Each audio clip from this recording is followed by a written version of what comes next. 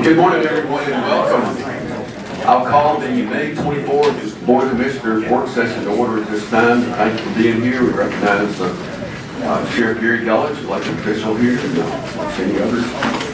Brian will bring the list forward. And if you have any devices that might ring, silence them, please.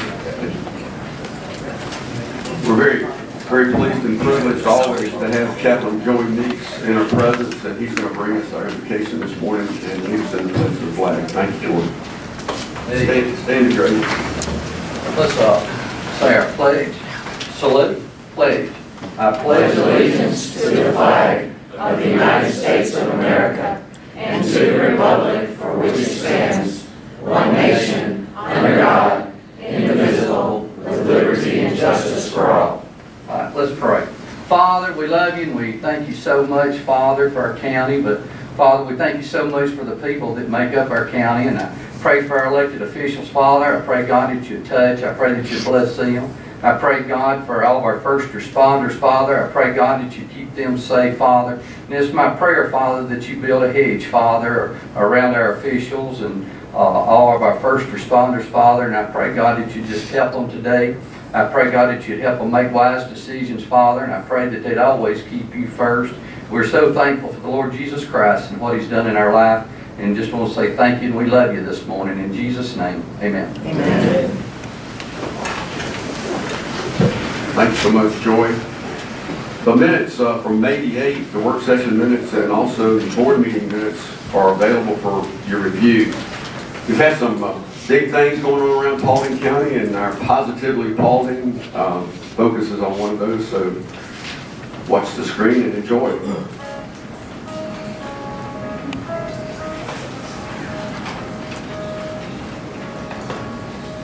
You got a friend in me.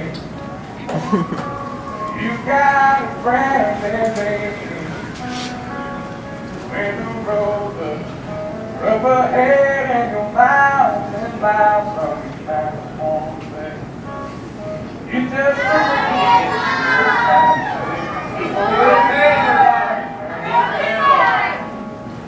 oh, you got a friend in me. Y'all really do got a friend in me.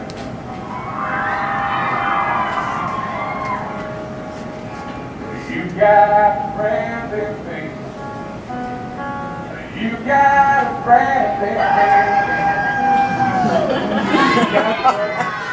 You got to do every little thing I believe for you.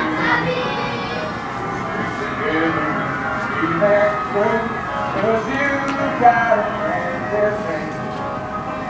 Oh, you got a friend in me.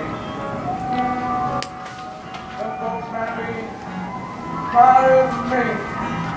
Bigger than none of them will ever love you the way I do.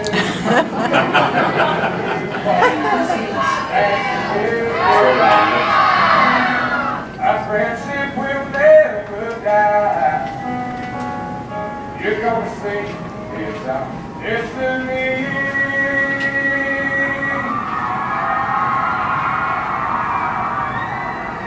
Oh, you got a friend in me. Oh, you got a friend in me. Oh, you got a friend in me.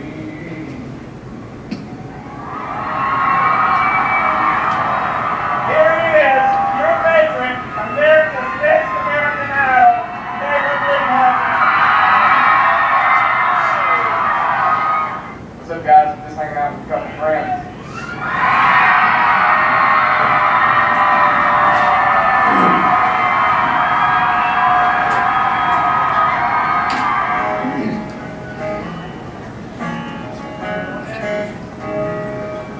Baby, last night was hands down one of the best nights that I had, no doubt. Between the bottle of wine and the king rising on and gay, and we danced lost in the dark of the September stars in the pouring rain. And I know that I can't ever tell you enough that all I need in this life is crazy love. If I never get to fill my mansion in Georgia, like postcard of the coast of California, oh, if all I got is your hand in my hand, baby, I could die a happy man. Oh, I could die a happy man.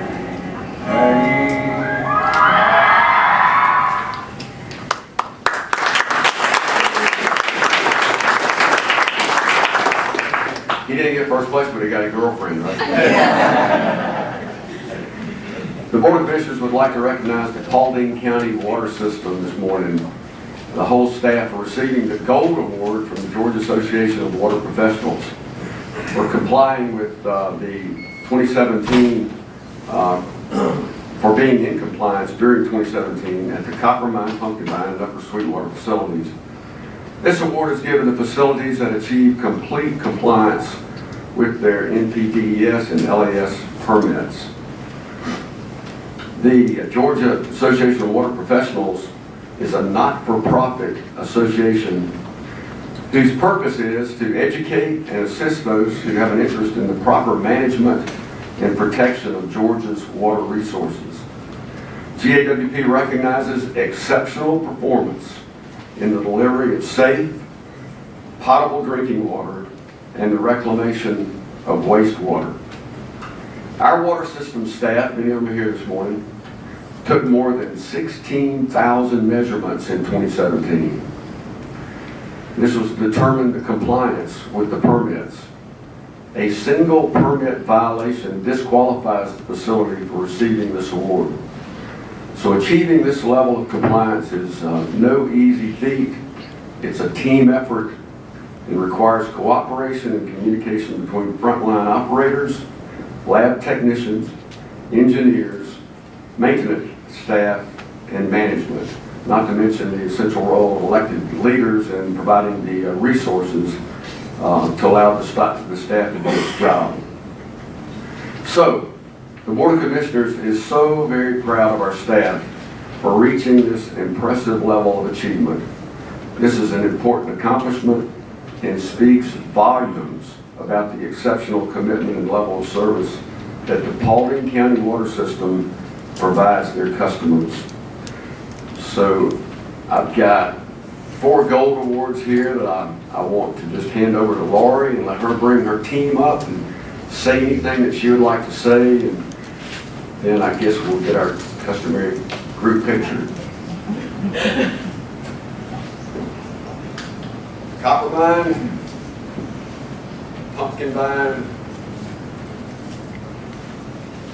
Pumpkin Vine WRF, and the Upper Sweetwater, all 4.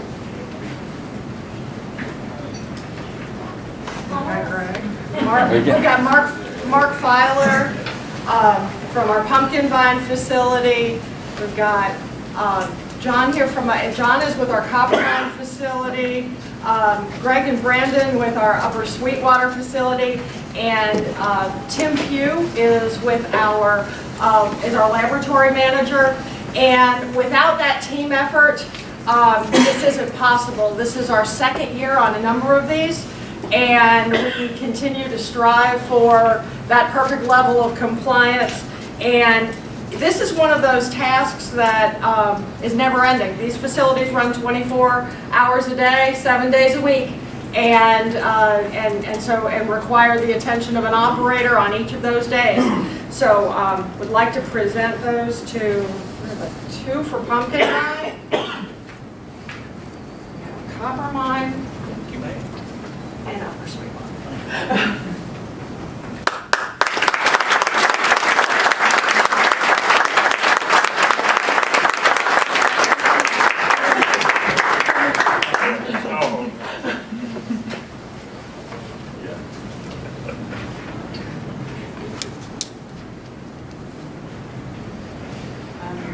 about getting this gentleman on the end.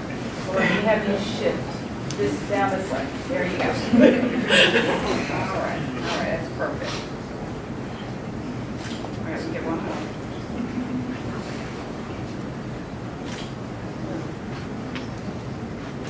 All right, awesome. Thank you.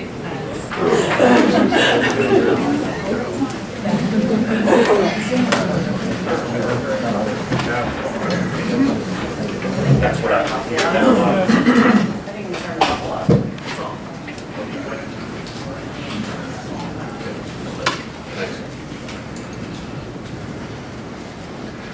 Also, with the water system, and Laura, you can turn your mic on and announce this, but the 2 permits, that's another exciting accomplishment. We have received, in the last week, we received our water withdrawal permits, another important milestone toward the operation of Richland Creek Reservoir and the water plant. It's 2 permits because we have a permit to withdraw from the Etowah River to fill Richland Creek Reservoir, and then one to withdraw from the reservoir for the plant for distribution, for treatment and distribution to our customer base. I was looking back, and I think this was applied for in 2012 or 13. So it's been a long time coming. That's great. Very good news. Thank you so much, Lori. When you sent the email, that was exciting. Exciting times. Something that's not under the announcements, and it was really covered in April, our April 24th meeting. And I don't see Robert Cabrera in the audience, but we recognize the Keep Paulding Beautiful board and all the volunteers that helped. And then they had a cleanup day. So that's probably why at the last meeting, it was 10 years since we'd had a lower number in our litter index.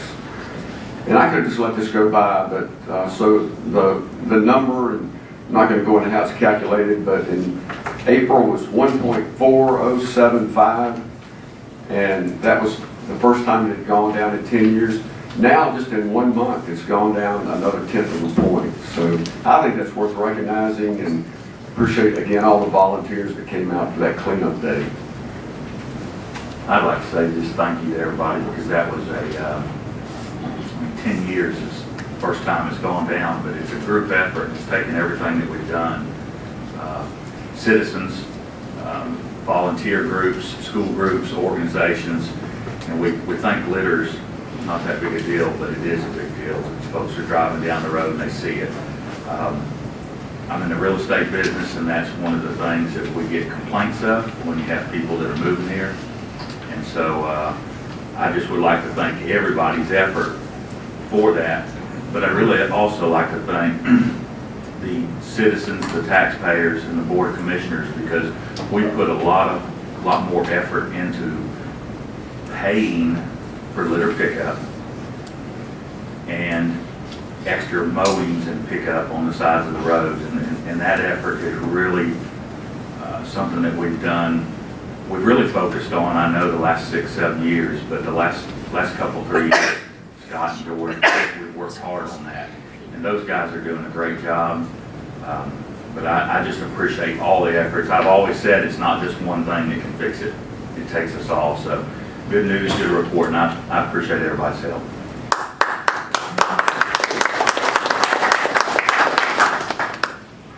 We were talking just before 10 o'clock regarding celebrating Memorial Day, and of course encourage everybody to find a location to do that. And perhaps somebody would have an announcement where there's going to be a celebration or a memorial program. Under invited guests, we have Ms. Rita Norris with a Carelink update. Ms. Norris, thank you for being here. Thank you.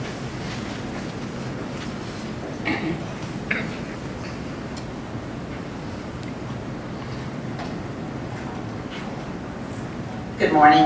Good morning. Chairman, Commissioners, guests.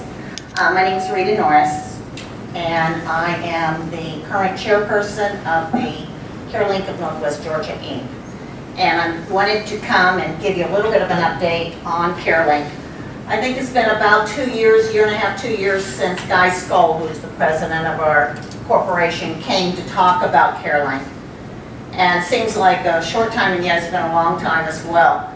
I'd like to talk just briefly what we are. We are a 501c3 nonprofit that was created and incorporated in January of 2016. Our purpose at this point in time is to provide a limited medical facility to the uninsured and the underinsured residents of Paulding County.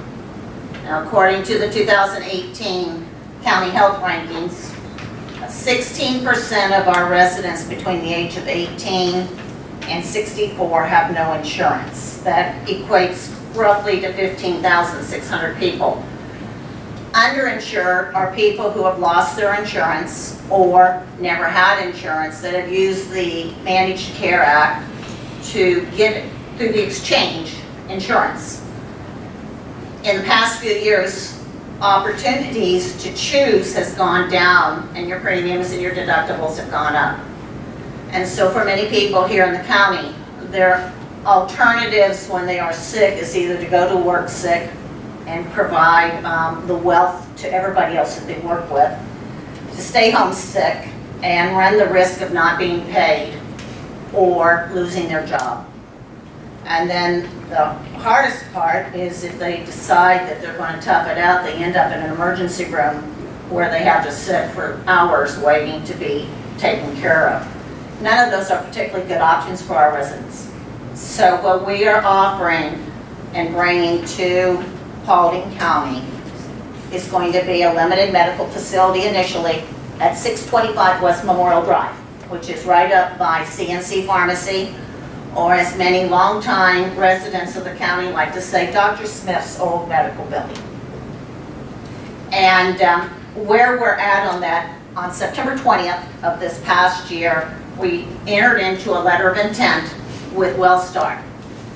Wellstar owns the building, and part of that letter of intent was that they would provide us the building with for a very nominal lease, 25-year lease with the option of giving the building to us after 5 years. They also asked us to show skin in the game by raising $50,000. And once we met that $50,000, they will match it with a $50,000 seed money.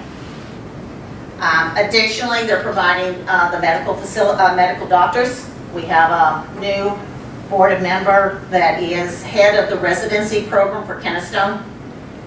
And those physicians that he has control over will be our physicians on Tuesdays. And when I say we're going to be open limited, we anticipate being open initially on Tuesdays and Saturday mornings. We want to be open when people would not necessarily be at work. So again, an alternative to the emergency rooms. We met our $50,000 match on March 30th. And there was providing of monies that came from the community, from the board of directors, from a lot of the utility companies that service Paulding County. And we're very, very excited about that. We also are going to have provided to us by Wellstar for those who meet the 2018 poverty guidelines, lab work, x-rays, and some medicines. We're a primary care physician process. We are not going to be focusing on children. Again, our focus is going to be that 18 to 64-year-old group that doesn't have the insurance that they need. We're not going to be everything to everybody. We can't do that when you're first starting out. So we are going to primarily be working on 6 common illnesses that address many of the Paulding County residents. Type 2 diabetes, COPD, cardiovascular problems, obesity. There's probably a couple more and I'm just not coming up with it right this moment. We sent the final definitive agreements and the lease agreements to Wellstar for sign-off on April the 26th. And now we wait. Now, waiting's not my strong suit. And I have had to come to the realization that my timelines and God's timelines are just not the same. I wish they were, but they certainly are not. And we got an update yesterday from Wellstar that they are slowly winding their way through the executive management of Wellstar Medical Group as well as the compliance group. And honestly, when I heard that it had to go to compliance, having been in banking for a number of years, I just groaned because I figured that I could get through the executive group faster than I could probably get through the compliance group, but that too shall come. Where we're at, once we get the signatures, we have RK Ready Construction Company, which many of you may know through Bremen, Georgia, have been good enough to tell us that they will be our general contractor. All we're going to have to pay for is the supplies that come with that. Then I'm standing in line at the chamber, wonderful place to meet people. I talked to the guy behind me, come to find out he's with T&R Fixtures, who made Industry of the Year. And he says, well, if RK Ready can do that. He says, we'll do the same thing. So they're doing our mill work for us. And on it has gone. Every time we've turned around, good people in the county have stepped forward and said, we will help you make this a reality. And so our goal is within 90 days of having the signatures is to have this limited facility open. Now, is that going to be 90 days now? August? Is it going to be September? Will they be coming back and waving at you in January and say, well, would you believe for my Christmas present this year? So I don't know. I don't know what that 90 days means. So that's basically where we're at right now. We were recognized by the 2018 House of Representatives with a proclamation, which we were very pleased to have sponsored by Howard Maxwell. And when we get open, I'm going to come and ask you all to do the same thing for us, if you may. We would like to be recognized and given support by the county commissioners as well as the residents. Our most pressing needs, get the agreement signed. That's first and foremost. Second need is we really need a medical director. And when I say we need a medical director, when I was talking to a guy yesterday, he goes, well, why are you going to mention that in this meeting? And I said, well, you never know who knows who. But, you know, we need a volunteer medical director to help us set the inside of the clinic up. You know, I can drive numbers and drive tasks, but I can't tell you where to put the table. And I can't tell you where to put the blood pressure machines. You know, I need a medical director to help set up the inside and to help us with the processes and procedures. And oh, by the way, if that's not difficult enough, they usually have 3 jobs that they're already working as a physician. This is a volunteer position we're asking them to do because all of us have been volunteers. We're 100% volunteer at this point. We'll continue to be so in the next 3 to 6 months. So we're asking them to volunteer our services for the first 3 to 6 months before we can pay for them. We need volunteer help. You know, the county, everybody I talk to says that's a great idea. You know, we really need it. Well, step forward, we need your help.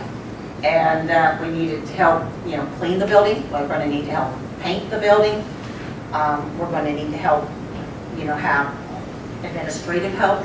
So we're looking for volunteers that want to support and be something important to the residents of the county. And in closing, I always have to have an ask. And that is, since we're going to be a very poor and are a very poor nonprofit, we would love to have you waive your property taxes on that building when we get the lease. Last year they were $1,700. We would like it very much if you would waive the property tax fees for us. That's one less thing that we have to pay for, and that money can go for treating our patients. So I'll close. I just would like to say thank you for having me. I appreciate it very much. And I'm happy if you have a moment or two, if you have any questions, I'll be happy to try to answer those. Thank you so much for being here. This has been one of the most exciting things that I've seen. It's taken 5 or 6 years to develop, and you and Guy Skull have been right at the front. I think it would be interesting to the audience, the different stakeholders. I used to go to all the meetings and somehow ran out of time. There's been people throughout the community. We do. We have a wonderful cross-section of the community. And actually, to your point, David, we started with a concept probably through family connections and even before that. Emily Bledsoe, I think is her last name. I may have it wrong. 2012, 2014 was when this started to be talked about, you know, and Guy beat a path here to the county from 2014 to current, selling the concept. He's our visionary of the process. The stakeholders, Howard Maxwell's been there, Linda Versharon's been there, Mike Mason was there, we've had Law enforcement. we've had the sheriff's department, we've had Wellstar people there. Truly a cross-section. We continue to look for people who want to be part of something exciting, to be part of the board. Difference we would say with the board from concept to implementation is there got to be workers.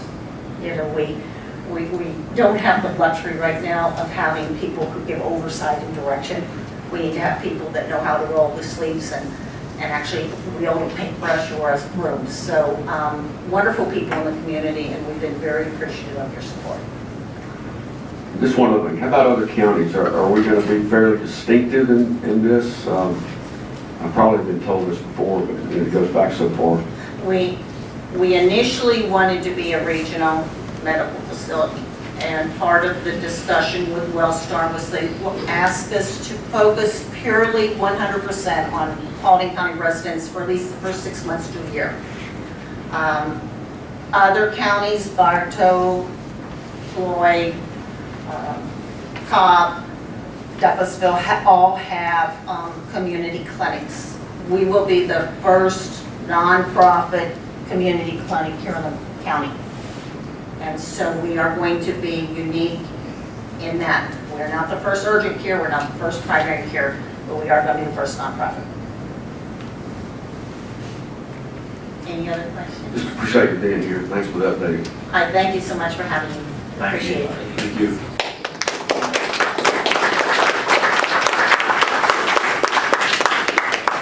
Under bid awards, discuss action to award the materials testing and inspection services for the Paulding County Adult Detention Center, Law Enforcement Center, to Nova Engineering in the amount of $125,395. Ms. Pollard. Sorry, good morning. On April 12th, we received these bids for the materials testing and inspection. We relied heavily on comprehensive program services to assist us in this review. They rated the proposals on staffing, experience and performance, approach, availability, financial stability, and cost. Nova Engineering scored the highest, and we've done work with Nova before. They're currently doing some work for us on the site. And the scope of this work will include the testing and inspection services for soils, stormwater monitoring, footings and foundations, asphalt, concrete, masonry, steel, wells, seismic, roofing, installation, inspection, and fabrication shop inspections. And Eric's here if you have any questions. He's going to be up in a few minutes also, right? He is, and I imagine he'll touch on this again. Okay, we're good. Okay, under bid award number 2, discuss action to award the purchase of the ladder truck to EONE in the amount of $859,364. Ms. Pollard, and back up there. That's right. Chief That's Health. right. We have a truck that's going out of service and is scheduled to go out of service in December. So we were required to replace that truck. We issued RFP, received those. 2 of the trucks were sold out from under us before we could get this process completed. And so now we have a 100-foot ladder truck in the amount of $859,364. And I believe we've gone to see the truck, and Joey can elaborate a little more. Thank you. We have seen the truck. It's an E1, and it's standardized with the E1 that we have now at Station 2 that we got in the grant. And we did have a chance to look at it. It's got a better turning radius, a single axle that can get into some of these subdivisions and all. The good thing about it, we did look at both trucks, an HME, which was an 80-foot truck. It was cheaper, but we had a committee evaluation, came together and did some grading on it, and the E1 came out on top. It actually was a $937,000 truck, but after we picked it, they were going to do some modifications that we didn't need them to do, and took some of the equipment off. So we got the price down to the $859, and we went through the fleet manager. He's signed off on it, and he's happy with the unit as well. You got SPOS dollars for that? We're going to use, we're going to use the fire tax money, and it will be reimbursed with the SPOS funds at a later date. But yes, it will be SPOS funds. Correct. Yeah. I was going to kind of switch the subject. That big American flag, it was on our newer 100-foot boom truck. Yes, we did. We did that for the American Isle City Dallas call, and we did that for them. That was our big 100-foot platform truck. This went before the Fire Tax Advisory Board. Yes, it did, and they approved it before we purchased it. And this truck, the one we currently have, is a 2,075-foot truck, and FEMA's requiring us to, with the grant that we received for the platform, FEMA's requiring us to retire that truck. We have to, by law, to retire the truck by December 31st.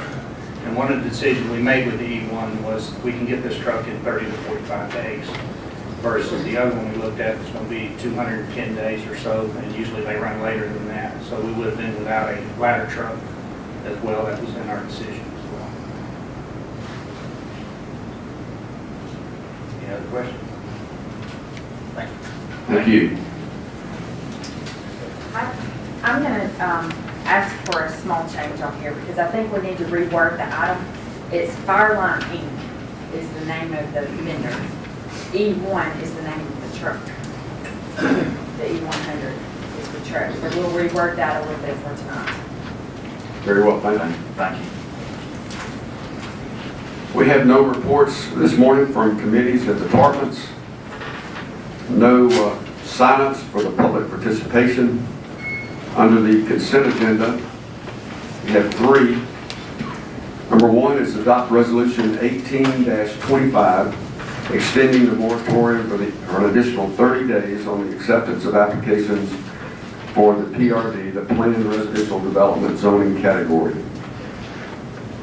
Number 2 is to appoint Phyllis Hennessy to the Paulding County Library Board of Trustees with a term beginning July 1st, 2018 through June 30th, 2021. And number 3 is to appoint Mr. Robert Banks to the Keep Paulding Beautiful Board with a term ending June the 1st, 2021. Would any of the post commissioners like to move any of those 3 items to regular business? Let's proceed into old business.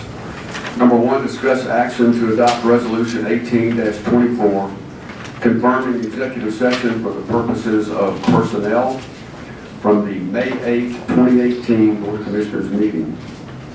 Gentlemen, this is under old business because you held the meeting after the 2 o'clock of the last meeting. So we did one in the morning, which you already had a resolution for, and then you did one at 2 o'clock. So this one is for last meeting's 2 o'clock executive session. Thank you for keeping us straight. So under new business, discuss action to approve the guaranteed maximum price contract with Turner Construction to construct the new adult detention facility and law enforcement center in the amount of $60,100,000. And we're so glad to have Mr. Eric Johnson here. Good morning. I ain't fire chief, but I always wanted to be. I wanted me to be on this a little bit to start with, if y'all don't mind. Of course, I would be remiss, and I don't want to miss somebody, but start off with thanking the public for approving this bond referendum so that we can get this thing built. We've had a dire need for it for quite some time. Also, I'd like to thank each of y'all commissioners, because I know I've drove y'all crazy with it. This is a lot, probably one of the largest undertakings that I've ever been involved with. I built a couple of houses, I said it shouldn't be no big deal, and I found out real quick, this ain't no house. It's drove me crazy. A lot of people's put a lot of time in this. Colonel Hunt's in the room, my retired Colonel Jim Walker's in the room.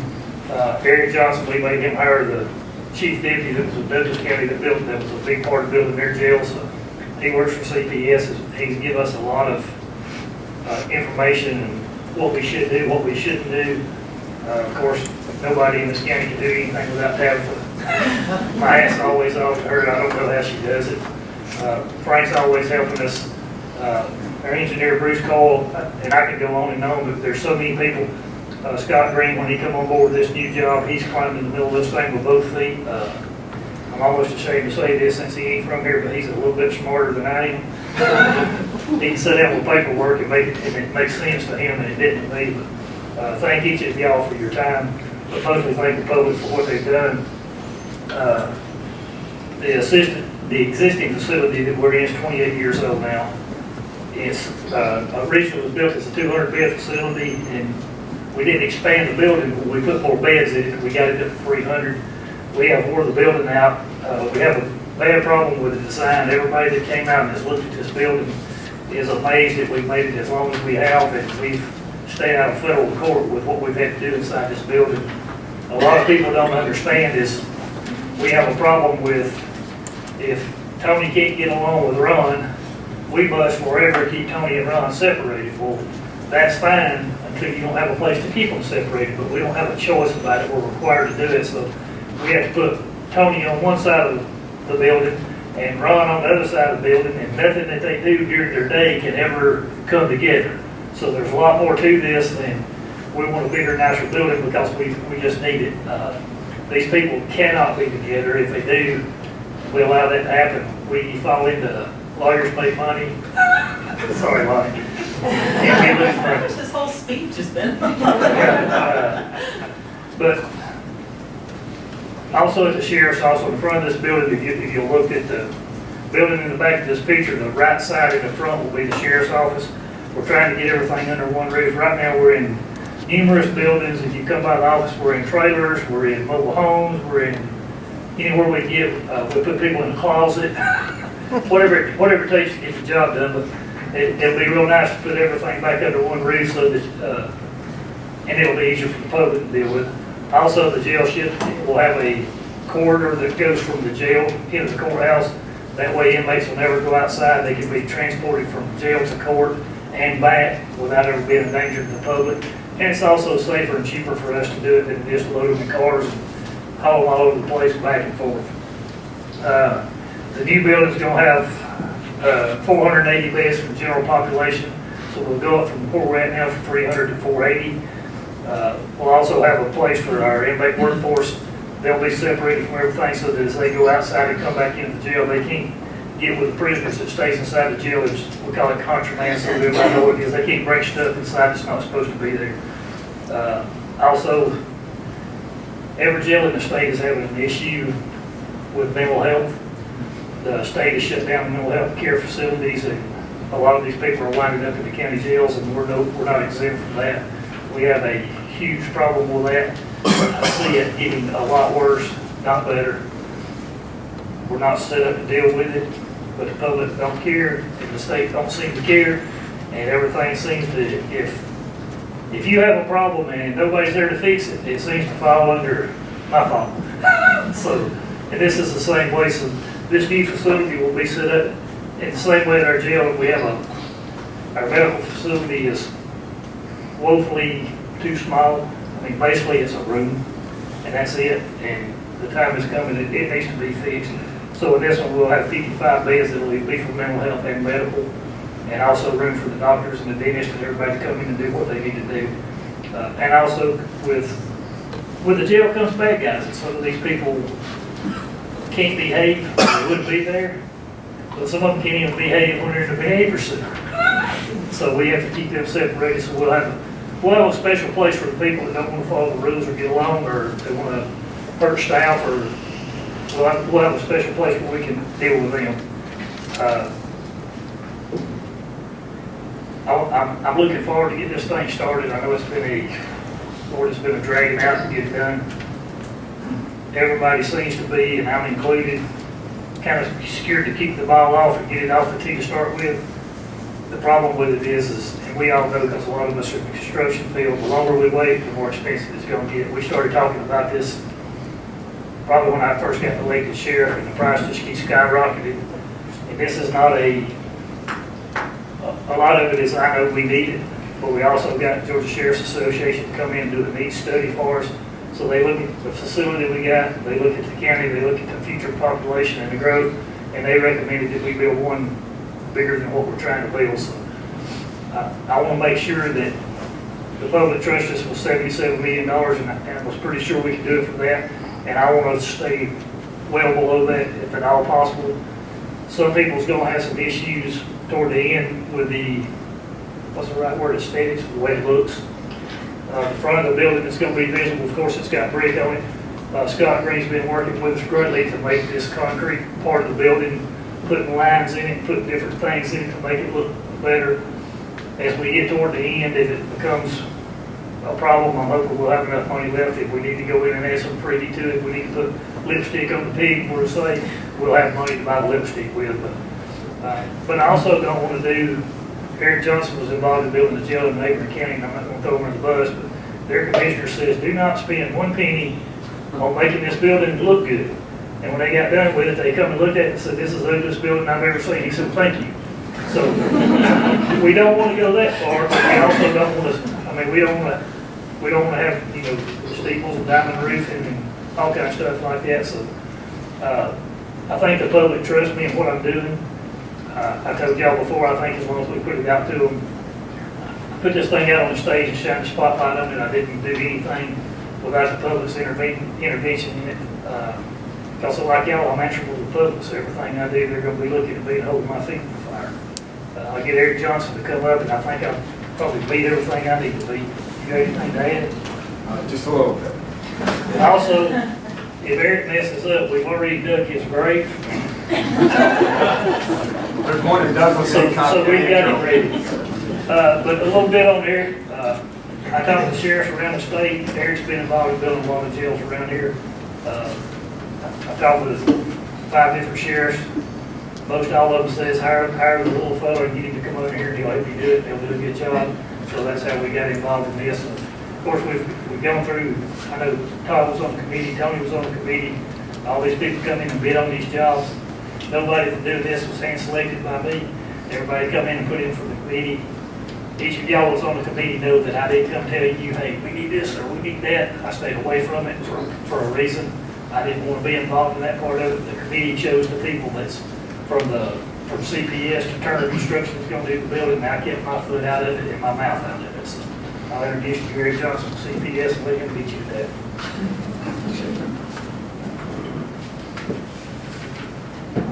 Good morning, Chairman, Commissioners. He was talking about Carroll County, if y'all don't know that job. Plus, I've got graves at Cobb County, Douglas County. They haven't buried me yet. It's the same threat with every sheriff and commission. Well, good morning. It is an exciting day. The Sheriff's Office has been great. The Commission's been fabulous. Tabitha, again, has been great. Bruce Coyle's been with us the whole time. Scott's come in here, and retired Chief Jim Walker and Colonel Hunton. It's been a big team effort. In addition to that, I think we have Karen Sickner and Steve DeFilippi with Wakefield Beasley are here. And we have Tim Collins and Lance Painter from Turner, and I'll let you beat up on Tim here in a second. So it is an exciting day. As you see the sketch right there, it's we think it's going to look very, very nice. One thing before we get into it, the sheriff did bring up the housing, which is on the left. We've been working with the county, Scott Green, Tabitha, with the city, and we're looking at reveals. We'll get into it a little bit more, but fortunately, the local contractor who's going to be doing that is Metromont. We have a great relationship with them, and they've been great. We've got a lot of data from them before we go to contract with Metromont, which will be soon to start shop drawings. The urgency on this is we'll have commitments on what we want that elevation to look like. Hopefully we'll have that developed long before those panels go up. So with that, we'll get started the budget. And as I reported the last time I was here, our baseline, we talked about the data out there with respect to construction costs. What we've always said was that bottom line of the 69.6, Gary, the sheriff referred to the 77 million. We've always referred to this jail program total would not exceed 69.6. And we are here to say we feel very comfortable with that still today. Having said that, you will see that the GMP that we had budgeted, slides are a little bit further down, we budgeted in May of 2017. A lot's happened since then, even up to that point. But we have worked very closely with Wakefield Beasley, the sheriff's office, and Turner. And Tim didn't want me to say this, but I will say it. This jail is coming in at around $240 per square foot. Any other jail around is going over $300 a square foot. I don't want to give any accolades to Turner yet because we're still dealing with a lot of touchy things, but they've done a super job. And they'll have a chance to talk about the local participation as well. So the GMP, we're at $60,100,000. The actual, it was $58 million, what we always set up. It's at $59,500,000. How we got to that, as we mentioned before, we took $500,000 out of the testing budget of $750. It is still at $250. You'll be approving a contract for Nova for $125. There's still a little more than that, so there's a little less than $125,000 left in that testing budget. There's other things that we'll probably need to do, so we'd like to just kind of keep a cushion in there, but again, it's all the county's money. What doesn't get used stays with the county. It's just clearly a budget item. What we also did was we went and reduced the under contingency from 2.5 to 1.5 million. And we did it at $500,000 before, and I will tell you, we have really mitigated a lot of risk you typically don't get at this point in GMP. Those drawings, Turner's GMP, although it's not reflected in the contract yet on 100% documents, they've had them and been working with them. This GMP is based on a 75% GMP drawing package, but really a lot of the pricing is in for the 100% drawings. We'll come back to you for one more contract amendment, which in our opinion will be a zero change order to the project, which will actually change order in the 100% documents. So this GMP is based on 75% construction documents. Okay, so there'll be one more, it'll be a 0%, $0 change, and no more time. It'll clearly just be moving documents into the GMP contract.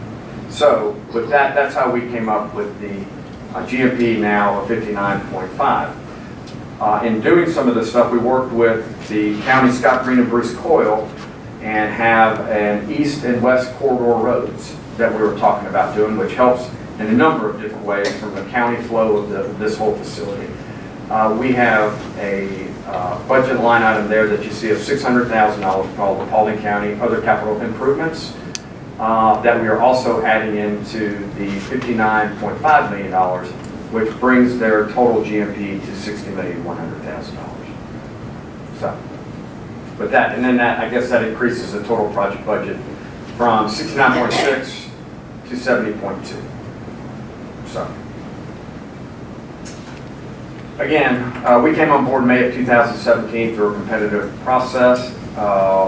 Wakefield Beasley came on board a month later, same competitive process. Turner as well in August.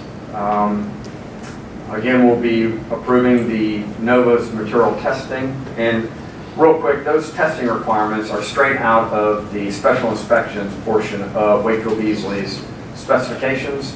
And it all deals with international building codes, so all that stuff gets taken care of by Nova. So we've been working together since last August on this project. Again, we'll be asking for approval. Again, Comprehensive Program Services, Wakefield Beasley, working with the county staff, the sheriff's office, and I think we're all in agreement that this is the right number. So, a Local participation, currently we're at 20.26 where we were before. We think that number is going to increase. As we've mentioned before, I think, in my opinion, I've done this a lot with Turner too. I think they've done as much or exceeded what we did at Douglas County. In Douglas County, we were, I think, our final number was 30.3% local participation. So I know Turner has, the whole team has gone beyond what we did at Douglas. And this is where we are today. We're still shooting for 25%. Tim is here to address any of the local participation programs out there. I mean, the chamber has been heavily involved with us, and I think we've had, anytime anybody has called me, I've gotten them in touch with Turner.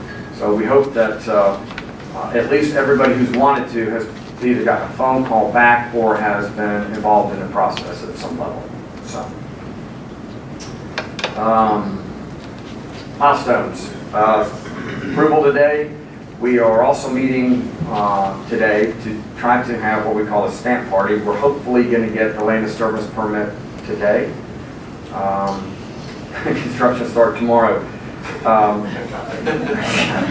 Sorry. You're not going to see excavators start pulling up out there. There's a lot of things we got to get with EPD, erosion control, get all that stuff.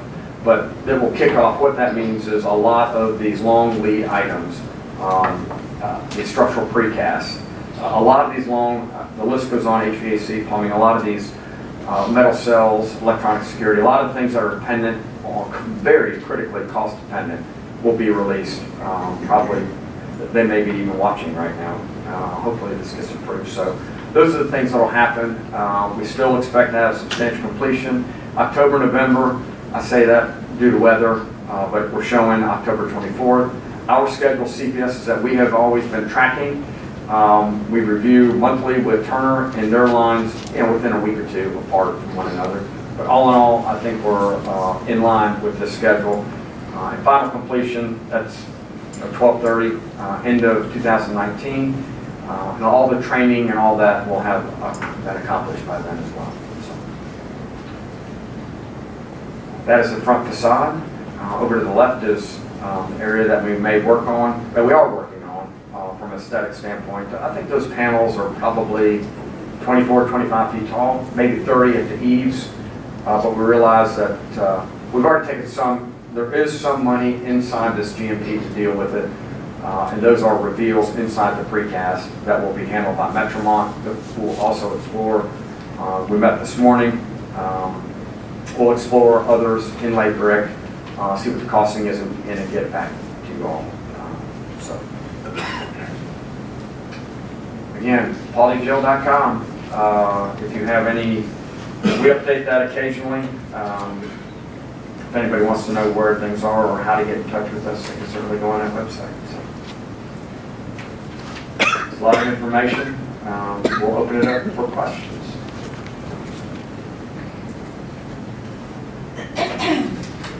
Well, Larry, excuse me, I'd like to thank you. I appreciate what you did this morning for me. Last Thursday, I meet with Frank Baker at 12 o'clock. He gives me his book. He says, hey, read this, we're going to vote on it Tuesday. I said, Frank, I'm kind of busy. So, about this book? Yeah. So I did look it over a little bit on Friday, and yesterday I really had to get into it. And then early this morning, made some phone calls and came up here this morning and talked to Taft. I had some concerns. Most of my concerns were the things that the sheriff had agreed to take out. And I think you guys addressed that, and appreciate Tim. And Scott, you answered a lot of questions, I appreciate that. And also Colonel Hutton, I'm glad you were in that meeting this morning so that I could hear from you it was okay, wherever you are. Is he still in here? There you go. Thanks, appreciate it. Yes. We did talk, and Tim, I appreciate you being there. And if, we talked about saying a few things to the public because I was concerned about some of the cameras being taken out, intercoms and stuff, and we addressed that and assured that it's not affecting the security of the jail. And also, the facade, wanted to address, and Scott, I appreciate you working with that and making sure that it's, we're working with the city of Dallas. And they'll be okay with what we do too. Hopefully they'll be okay with what we want to do. Yes, sir. So I do appreciate it. Thank you. I think the last few weeks, a lot of my questions have been answered. Scott and I talked a little bit. So the neighboring county that has the jail that doesn't look too good. I'm gonna say this out loud, ours cannot look like that on any side. And so one of my concerns is, and I want to make note of it today, and I know we're addressing it. I know we've talked about it. I know we're working on it. And I know we've still got a little ways to go. We purchased the property out back, and in the long run, that's going to save us a lot of money. What I don't want to happen is and this is just for me, and this is just one commissioner, I do not want us to waste the dirt. I want to say it out loud. I don't want to waste dirt. I don't want to spread it down the hill. And I don't want to kill the trees. So I'm saying it now because I don't want it to happen later and then all of a sudden we have a problem.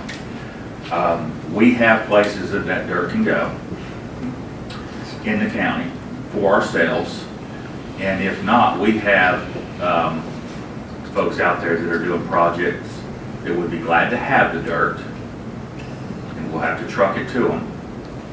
Some of those folks would probably be glad to participate in that trucking, buying it, whatever we got to do.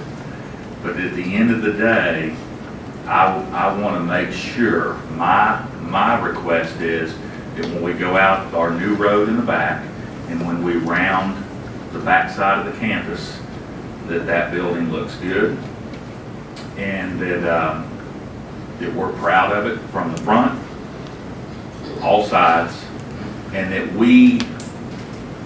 I don't want to have anything that's oh, we're going to clear it, we're going to do this, and then we're going to plant it. We've got some beautiful sites back there. I want us to protect those, and because there's other things we can use that property for. And I think we have to realize that, Scott, that if we waste the dirt, it takes away some of the use of that property that we have in the future. And so my hope is that we will do whatever we need to do, that we're not wasting the dirt, we're not getting rid of the trees, and that helps protect the beauty of the backside of that facility. And I know we've talked about it. I just don't want to be one of those where somebody says, well, you didn't say anything. And so I think it's good. We have a beautiful campus here. We've spent money out front on the Veterans Park. There's other things that I would like to see upgraded in our campus. This place is going to be here for a long time. And at the end of the day, it needs to be a facility that everybody that comes to is very proud of everything that we have here. And when you look at the park and you look at these two buildings and you look at what we're putting back there, biggest facility, biggest piece of ground as far as money that we have in the county. So you know what I mean, and it's been talked about. I just want to beat it to death. I want to make sure that we're good at the end of the day, and I want to make sure that we've got some beautiful sites back there, that home place. I want to make sure that we do what we need to do, Scott, George, to make sure we're good. And I know you don't have, you know what I'm saying, but if we need to work together as a county and bring departments in to do anything to help facilitate that, I'm looking past Tabitha and on to the back there. If whatever we need to do to pitch in to make sure that at the end of the project we're in great shape and we're really proud of that, I want to make sure you guys are willing to come to us, ask us, don't think, hey, we don't have anything else, so we're just going to look like the neighboring county back there. All right. And I do appreciate all the work that everybody's put in. And I know we're down in the public seas today and then, construction tomorrow. But there's been a lot of work to get us to this point, to today. And I think we're good and prepared. Thank you. Great point on the site behind. We have already come up with a different, Scott's been very forward thinking on the dirt issue. I think we've come up with some pretty good plans on how to deal with the dirt other than cutting down trees. I know we already have a concept of the half acre between the West Road and DDS on how to save the trees. And we're also working on a plan for the, I think it's 2 acres, Scott, is it not, right behind, on the north side of the West Road as well on, and I know that I'm dealing with the dirt, and I can't believe the sheriff's not up here saying, I've got a hole, I dug a hole for him out there at the training center. I got to fill up. I've been meaning to fill that thing up for about 4 years now. When we ran into rock out there and we did the training center, we needed to steel, we needed to bring everything, if you all remember that. So there's a hole out there. By crow flight, less than a mile probably. So answer your question, yes sir. We have thought about it, we're dealing with it. We have one half of that kind of under concept design and ways of how we can deal with the dirt if we don't waste it on that site particularly. So. Yeah, and I'll add to it, this morning, Commissioner Pownell, Scott made it very clear that there's already 2 out of 5 commissioners that talked to him. And he made sure they understood that. I think you guys understood it. And I said, one of those 2 is not me. And he said, no, okay, now there's 3 out of 5. And I'm sure the other 2 would agree too. Suffice it to say that that's the, no pun intended, that's the road we're traveling down. Okay, so we hear you loud and clear. Yes, sir. I just want to say real proud of the teamwork. It's been phenomenal. And I also echo that Scott, known him for so many years, and he's the right man to have in there to represent the county, the details. The different, you know, Wakefield, Beasley, and Turner, CPS, y'all teamed up great. We sat around the conference table last week and y'all really spelled things out, let us ask numerous questions.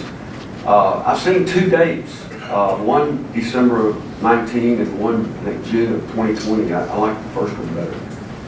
Yeah, I'm not sure that's 2020.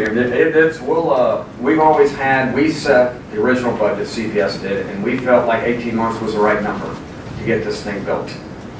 So when we went out for RFPs, Turner came in and they felt like that was the right number too. We did Douglas County in 21. And as people know, time is money. If we can get it done in 18 months, it's cheaper than 19 months. So it's an 18-month construction period. It's always been the same. Whether project completion, you'll have substantial completion in October, November, which means you'll have use of the building as intended. So. And I'd just like to say one more thing just for the public. If we were just to waste the dirt, then we get rid of the trees. And so it's not just about the trees, although those are very important, but it's about what we look like when we're done. And when we have those trees that have been out there forever, that's going to help the look of our site, our building, our landscaping. It's going to make the whole campus look good. So that's what it's about. That's what it's about. And it allows us to have the rest of that property to be able to use future down the road when the citizens need it for something else. So, yes, sir. Thank you so much. Other comments? I was going to say something, but not now. All been covered. Thank you, and the meeting we had the other day was very informative, and I appreciate all of it. Mr. Collins, going to come up? If you'd like, maybe he can address how the local participation was arrived at and what they've done. I think that's important for the citizens to know. Gary. Good morning, Chairman, Commissioners. Good morning. Appreciate this opportunity to talk. I guess going back 6-7 months ago, we got with Stacy Hamby at Paulding Chamber of Commerce and set up a series of these community outreach where we go to, we had it at the senior center, had our team kind of give an overview as we started, Wakefield Beasley started to develop the design, sharing with the community, hey, here's how you get engaged, from a pre-qualification, here's kind of the scope of work as it evolves, some of the trades we're looking for, as well as what we want to do is engage some of the local residents to, if they're looking for work and looking to get in construction, hey, come talk to us, talk to some of our subcontractors. So that's kind of what we've been doing. We've been fairly successful, I'd say very successful. We got Metromont, the precast, the great contractor, right around the corner. So we appreciate the opportunity, and if you have any questions for me, I like to stay brief. You also purchase materials like from our local Home Depot or other material suppliers? We will. Any tool rentals, materials, materials that are local, like cement and concrete, or cement, rebar, stuff like that, are really more regionally sourced. But if there's an opportunity, we're going to stay as local with everything possible we can. And the settings that Eric was showing earlier is, that's where we're trending right now for prime tier, which is the initial subcontractor. Those subcontractors will sometimes have sub-tiers or somebody that specializes in a portion of the work they're doing. So we haven't been able to account for that yet. So that should help improve that number. Other questions? I just forgot to thank Tabitha. Tabitha, you kind of made that meeting happen this morning, so thank you for that. Bruce Cole's in the back. He's done a great job. Thanks, sir. Wakefield Beasley want to say anything? Hey, we're good then. Any more questions? Thank y'all for being here, and we look forward to monthly updates. Yes, sir. Eric, you gonna be here tonight? I can be if you needed me to be at that meeting. Never know.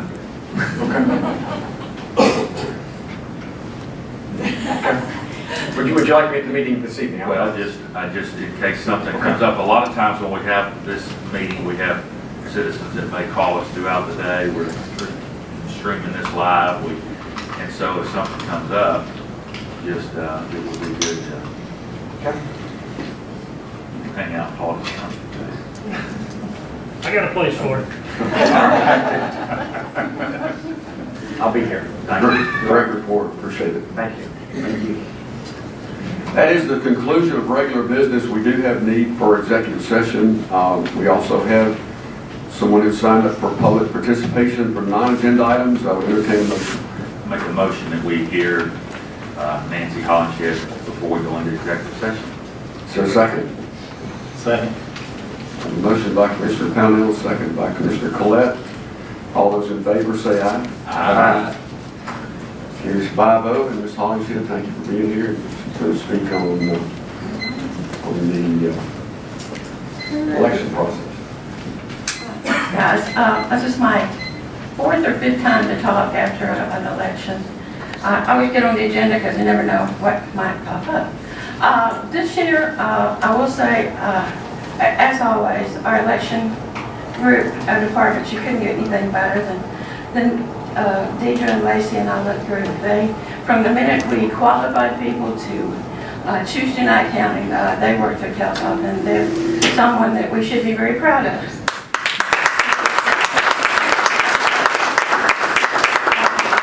We did have some new polling places this time, and there are some issues at all of them, but that always happens.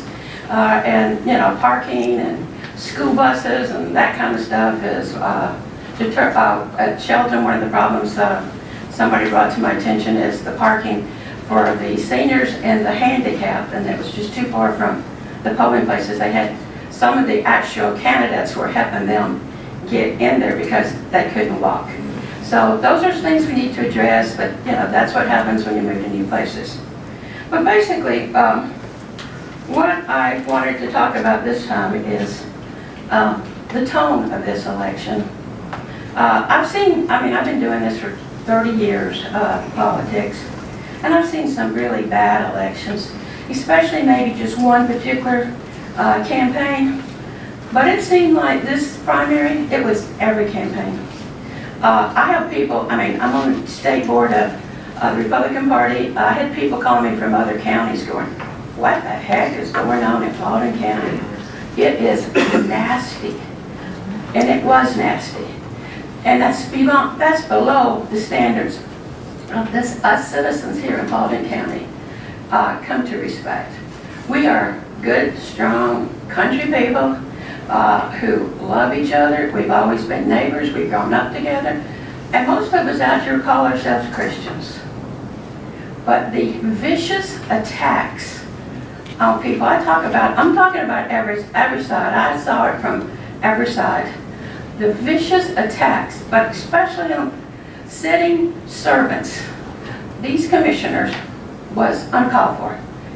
It was not about winning these elections. It was about destroying these men. Yes. That goes beyond what politics is all about. I am a strong Christian and I listen to God's word a lot. And one of the things he says is do not bear false witness. And what is false witness? It's lying. It's designed to deceive a neighbor. It's speaking unjustly about a neighbor and to the prejudice of reputation. In other words, when you start bearing false witness, you're trying to destroy their reputation. And that's not godly at all. We are Christians first. We do everything else. An airport, a reservoir, a job, nothing matters but what our witness says.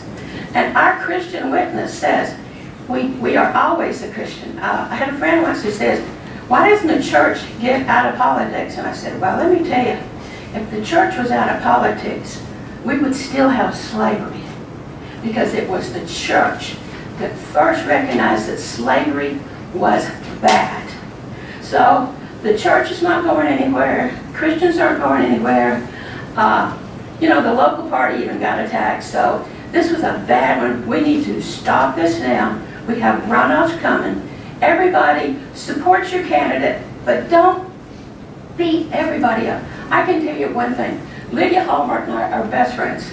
When we came, or very close friends, when we came to this presidential election she supported one candidate and I supported another. And we went at each other about our candidate. But when all came said and done, we are friends again. In fact, we're going to go have lunch together today.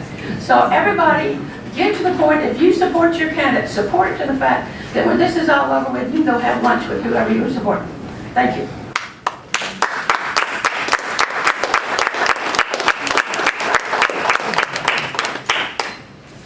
Thank you for speaking out, Ms. Hollingshed, and I would, since we have Deidre Holden, our Director of Elections and Supervisor, if you'd like to comment on anything from the experience this past week. I'll say one word about Deidre before we let her get I'll be nice. No, I for those of you who are unaware, Deidre and her team interface with the public, they interface with the candidates, and they interface with the elected officials, and that's a whole lot of interfacing in a very stressful time of year, and they do a fabulous job, and I appreciate you. Thank you. First of all, thank you, Board of Commissioners, for letting me serve. Thank you, Frank Baker and Scott Green, because you have supported me through this. And I know it's not been an easy job because I can be difficult sometimes. But, Frank came down Monday and he said, look, whatever you need, I'm here.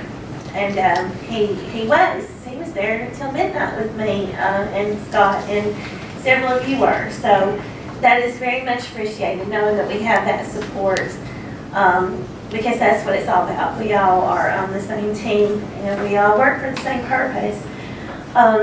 I do agree with what Ms. Nancy said. When you move polling locations, it creates chaos, and we were prepared for that.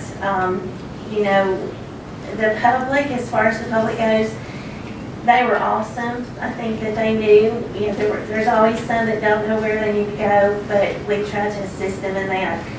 I think, if we're all being honest here, the thing that I had to deal with on election day that I did not care to deal with was the sign issue.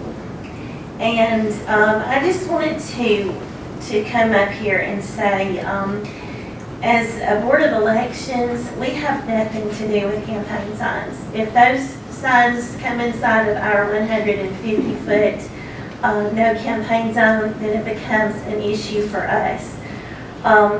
We didn't have that issue. The other thing I would like to say is, and this is what I told people who were calling me all day Tuesday, we have a sign ordinance, and our marshals enforce that, and they do that very well.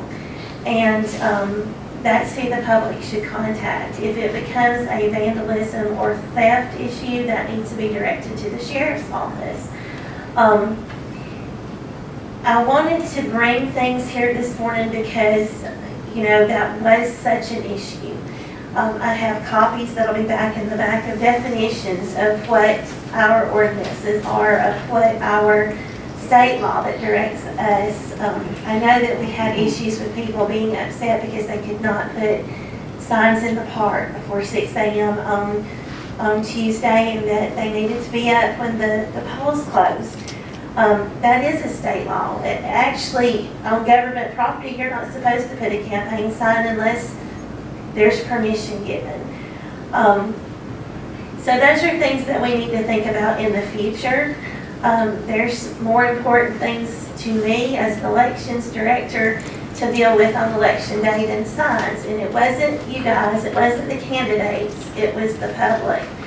So I wanted some clarification to be given on that of who needs to be contacted, because we are going into a runoff election.